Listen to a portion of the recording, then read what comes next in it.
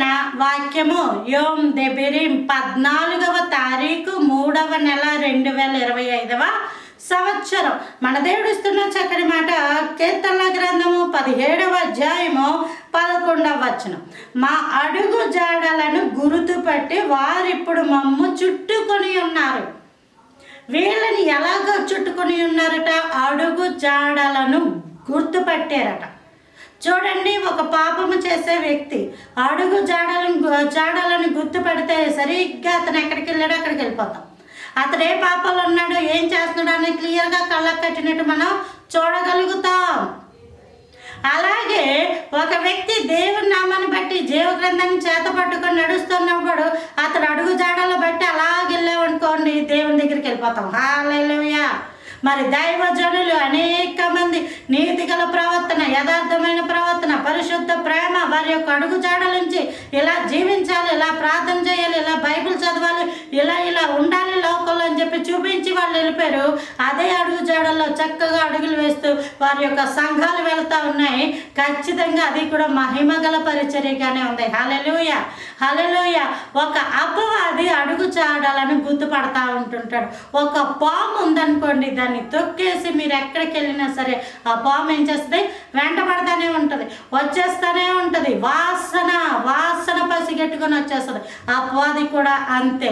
నీ అడుగు జాడలు వాడు కనిపెడతా ఉంటుంటాడు. అవి నరకానికి దారి తీసేగా ఉన్నాయా, పరలోకానికి దారి తీసేగా ఉన్నాయి. చిక్కులు పెట్టాలని ఆలోచిస్తూ ఉంటాడు. సంసోను దెలీలా ఇంటిలో ఉన్నప్పుడే ఫిలిస్తీన్లు పట్టుకోగలిగారు. దెలీలా ఇంటికి సంసోను అడుగు జాడలు వెళ్ళి, సంసోను దెలీలా ఇంటికి వెళితే ఆ సంసోను వెనకాల ఫిలిస్తీన్ల 5 సర్దార్లు వచ్చి దెలీలాతో ఒప్పందము కుదుర్చుకొని నువ్వు సంసోనుని కనుక పట్టి ఇస్తే మేము నీకు ధనం ఇస్తామని ఆశ పెట్టినప్పుడు సంసోనుని దెలీలా పట్టి అప్పగించేసింది. నాన్న, ఈ మాటలు వింటున్నారా మీరు? ఏమా?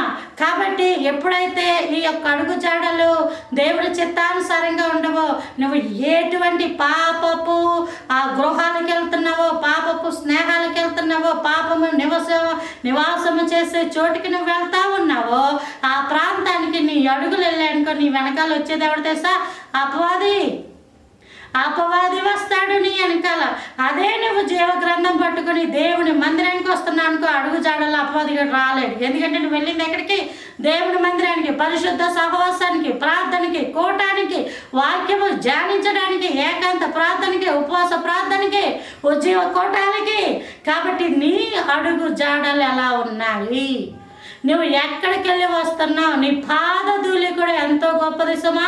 దేవుడు అంటాడు, ఎవరైనా మిమ్మల్ని చేర్చుకుంటే ఆ ఇంటి ఉండండి, ఎవరైనా మిమ్మల్ని చేర్చుకోకపోతే ఆ ఇంటి నుంచి వస్తున్నప్పుడు పాదధూళి సైతము దులిపేమన్నాడు.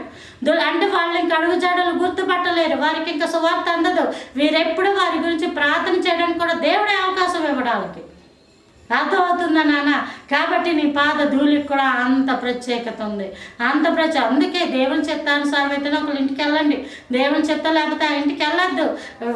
ఒక్కసారిగా కూడా ఆ ఇంటికి ఆ ఇంటికి కూర్చొని తిరుగులాడుతూ ఉంటారు కొంతమంది. మాటలు ఊసులు కావాలి వాళ్ళకి. ఆ అడుగు జాడలు ఎడితేసా ఈ ఇంట్లో విషయాలు ఆ ఇంటి విషయాలు ఇంటికి చెప్పినప్పుడు గొడవలు అయిపోయి అది సాతాను యొక్క కొంపలు, సాతాను యొక్క గృహాలుగా మారిపోతాయి. కాబట్టి నీ అడుగు జాడలు ఎలా ఉన్నాయి?